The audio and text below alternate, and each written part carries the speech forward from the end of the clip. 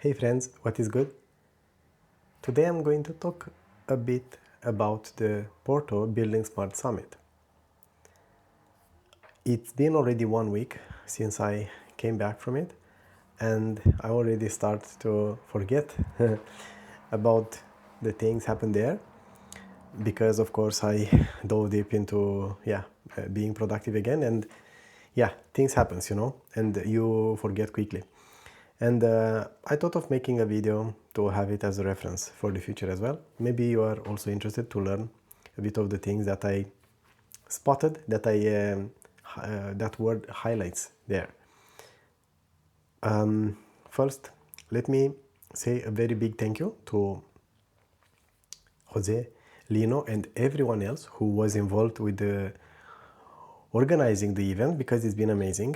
Porto, it's an amazing city. I never been there before. I never visited Portugal, so it was an amazing introduction to the Portuguese culture and the people and everything. I really loved it. It was really, really nice. I arrived on Tuesday, and I've been there until Friday in the morning. So I've been roughly 3 days, to be honest. Yeah. And I really, really enjoyed it. We were also very lucky because there was a very good time, sunny, even though we spent most of the time inside, but we could enjoy afternoon a bit at least. So, like I mentioned, great job from Jose, Lino, and everyone else involved in this, because this is not possible to do something by yourself, by one person. He was the brain putting everything together, but he had a lot of support, so thank you everyone, everyone for that. And also for buildingSMART International team, because they are involved with all these summits, of course. Aidan Mercer, Dan Little, and everyone else in the team. Great job, and thank you for inviting me, because it was actually only the second summit I've been participating to. The first one was just one day in Oslo. I don't remember the year. I think it was 2022 or 2023. I think it was 2023, yeah. So like 3 years ago. Time flies. It felt that it was like yesterday. So yeah, very, very cool. I'm not going to go very deep. You know what happens at these conventions. There are a lot of great presentations, a lot of people coming and showcasing the highlights of their jobs. But actually this time has started actually with something even more exciting, which I think might have been one of the highlights of the entire event, and that was the hackathon. Unfortunately, I could not participate. Sorry about that. I could not participate because the hackathon started on Saturday. It was a bit too long, and I just recently came back to Europe. It was not the best timing, to say it. But from what I learned and what I've seen, the result of that, very, very interesting projects have been built during these 2 days, Saturday and Sunday. And Louis Trampler, hey Louis, thank you very much for everything you do. And it's been amazing to meet you in person. His team, Louis, together with other people, because it was not only him, but he was the person that I knew closest from that group. They won the hackathon. I think they had something called BCF Time Machine, which I think I'm going to cover it at some point in a video, see what we can do with it. Especially if it's going to evolve a little bit, because I think in its current format, it's a bit difficult to be used by anyone. You have to be a bit high technical, and you have to do some things, but I'm not sure. Maybe Louis or everyone else, anyone else involved with the project might do something about it. But it was a very, very interesting project, which I think could be very useful. On top of that, like I mentioned, there were amazing presentations, but the most important thing for me, actually has been the fact that I met people. I met people who I already knew from before, like Sten Sønesen, the director of buildingSMART Norway. We used to meet a few times here and there in Oslo, in Norway. It was great to meet him in person. It was also great to meet in person other people that I met before, like Arthur Tonchak, another person involved with buildingSMART International, and many other people. I'm not going to take the time to mention everyone, but there've been a lot of people, and that was very nice. What was also as nice, if not even nicer, because I already knew these people. Okay, so I don't want to take anything back from that. It was great to catch up with them. I'm sorry. But it was even nicer to meet the people who I already knew. Like Louis Trumpler. We've been chatting for, I don't know, maybe 2 years or something like that. Anyway, more than 1 year, since we did lots of LinkedIn lives, and which are shared also on YouTube. And it was amazing to meet him in person. And not only him, many other people as well. I met also a few of my students in my training, people from Madrid, Javier. Hey Javier, if you watch this video. Luis from Belgium. And yeah, like this was actually extremely nice. And then, not the least enjoying, of course, it was also very nice to meet new people that I never knew before. Maybe some of them knew about my activity, that I'm active and talk about openBIM on LinkedIn and other platforms. Some of them didn't know me, and that's perfectly fine. I don't expect everyone should know me. There were, I think, 600 and something people, close to 650 or more than that, something like that. So over 600 people at this event. So not everyone is active on LinkedIn or following me, so I don't have that expectation. I don't need that. That doesn't have to be. That's not the point, right? That's not why I do what I do. I have other reasons for that. So yeah, this is the highlight. This was the highlight for me. The conversations, like the presentations, were top-notch, the ones that I've seen. But meeting and talking to these people has been amazing. And it's been like, I'm sorry for everyone who I ended up ignoring you, because I got pulled into other conversations. And yeah, just like, I didn't do it intentionally. Somebody just pops out and asks, hey Petro, want to say hello, want to take a picture, or just to ask me something. And that has been really amazing. I also did a round of interviews. I interviewed a few people, and after that I just went randomly around and asked people what they enjoyed while being there.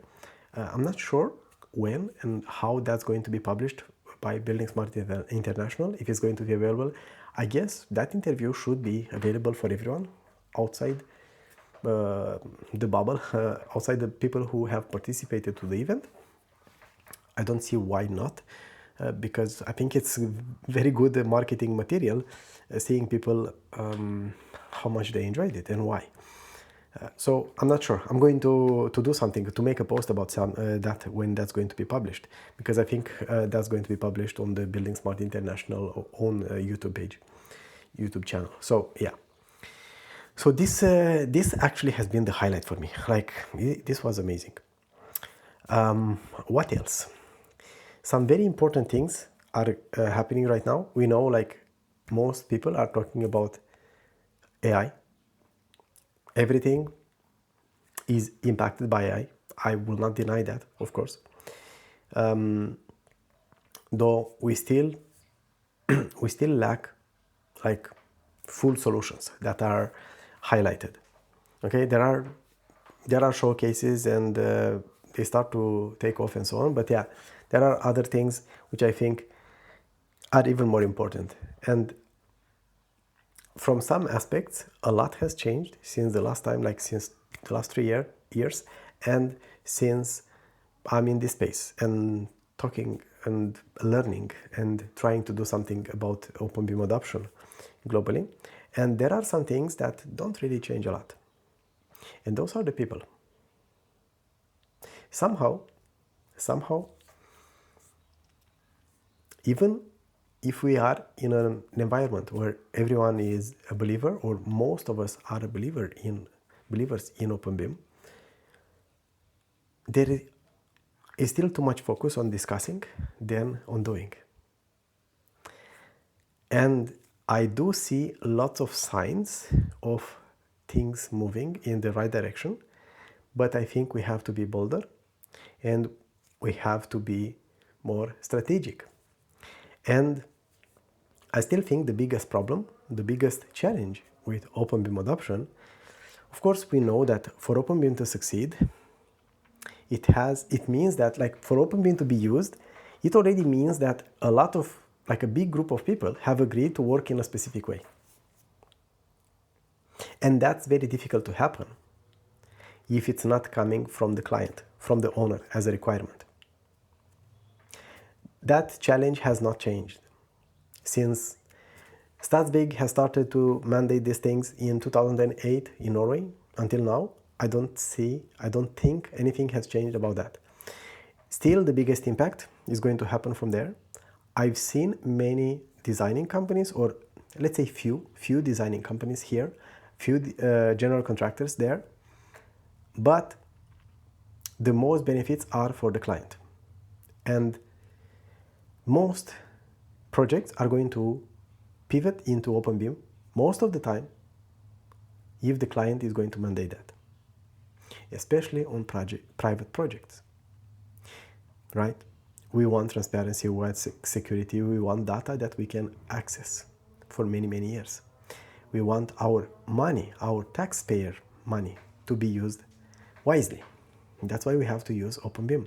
We want to make our industry sustainable. We want to make our planet sustainable. We have to build more sustainable. How do we do that? By collaborating, by using data. And we're still stuck in geometry. Most of the projects and stakeholders in the built environment are still stuck there. I'm not going to go down this rabbit hole and complain. That's not the point of this video. I just want to tell you and let you know the fact that if you want to make an impact, the easiest is to make that impact is by educating yourself and leading by example. That's the biggest impact that I made, and I'm sure that many like you, many like me, many others can do the same thing. Even if you don't have a YouTube channel or a LinkedIn, you are active on LinkedIn. You don't have to. You can impact your project, your organization, your next job. And everything starts with education, with understanding the importance and the value of openBIM. Try it for yourself. Propose it to those when you have and you can show real value that it can bring for a project. And after that, things are just spreading. That's how it works. The more of us are doing that, the quicker it's going to get adopted. AI is not going to solve this for everyone. It still needs people who can coordinate it to get where we need to get. Because, yeah, AI is great at automating things that are easy, clear. But let's not forget how a project looks, or how most projects look in construction. Data is very spreaded, is not structured. We deal with way too much unstructured data, and guess who has to guide the AI into using this unstructured data? It needs something, and that something it's you who understands all these aspects. So I'm looking forward to the next summit. I'm not going to go in Tokyo. The next one, I think it's in the fall in Tokyo. I never been to Tokyo. I want to visit, but it's just too close. And I think, to be honest, like two international summits in a year might be also a stretch, at least for now, and maybe for most people. If you are not a software vendor who gets, sponsored to go to these events, maybe it's a bit difficult for most people. And let's see. I'm curious where next year is going to be, and I hope I can be there as well. And I hope to see that more things have changed since now. I want to see more things happening. And again, I'm really looking forward to the openBIM Harmony framework, which I think is going to make a big impact in Europe. And I'm really looking forward to the countries who are going to be the first, who are going to be the next to implement and use this more. If you have any questions, feel free to leave me a comment. If not, thanks for watching, and I'll catch you up in the next one.